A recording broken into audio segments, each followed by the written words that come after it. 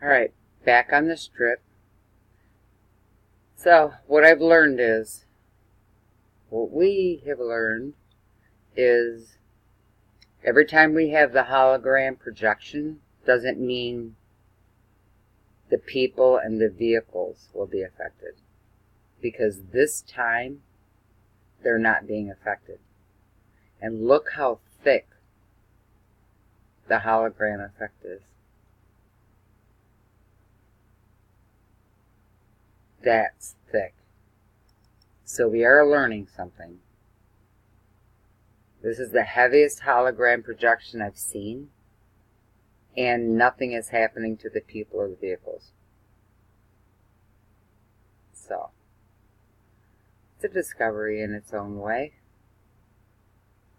Okay, just wanted to show it to you real quick. That's thick.